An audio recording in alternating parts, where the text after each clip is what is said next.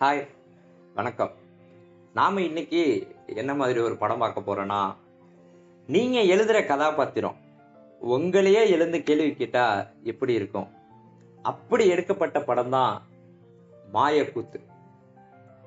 25 லட்சத்துல இப்படி ஒரு தரமான திரைப்படம் தமிழ் சினிமால எடுக்க முடியும்னு காட்டியிருக்கிறார் இயக்குனர் ஏ.ஆர். ராகவேந்திரா.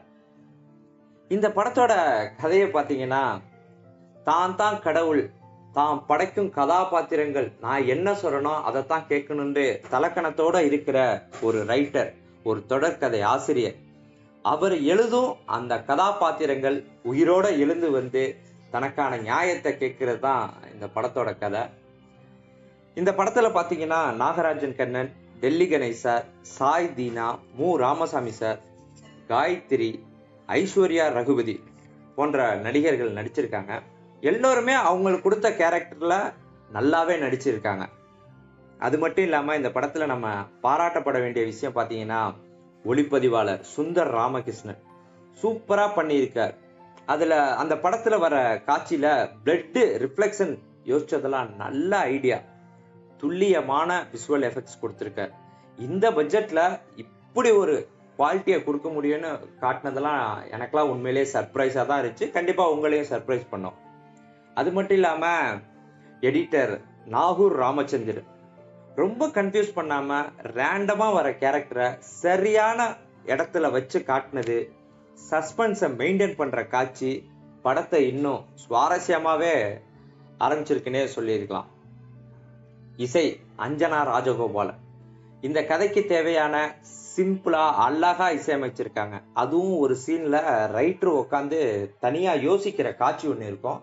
அதுல வர பின்னணி இசை நம்மளை கண்டிப்பா கவனிக்க வைக்கும். நல்லாவே பண்ணியிருக்காங்க.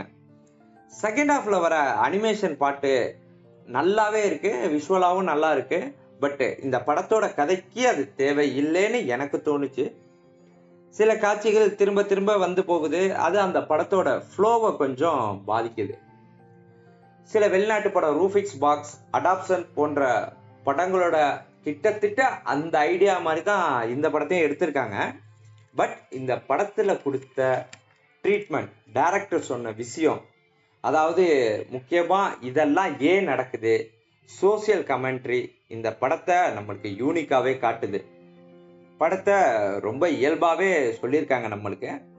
அது மட்டும் இல்லாம இந்த படத்துல வர குட்டி குட்டி மெசேஜஸ் எல்லாம் ரொம்பவே நல்லா இருந்துச்சு. இது என்ன மாதிரி படம் அப்படின்னு புரிய ஆரம்பிக்கிறதுக்கு முன்னாடி நம்மளுக்கு கொஞ்சம் டைம் ஆகும். ஆனா படம் புரிய ஆரம்பிச்ச அப்புறம் அடுத்தடுத்த சுவாரஸ்யமா கதை நகர ஆரம்பிக்கும்.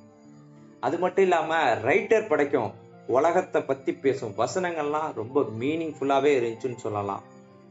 மொத்தத்துல மாயக்கூத்து படம் பார்த்தீங்கன்னா ஒரு கமர்ஷியல் மூவி இல்லை. பட் தியேட்டருக்கு போனா ஆடியன்ஸை கண்டிப்பா சர்ப்ரைஸ் பண்ணும்.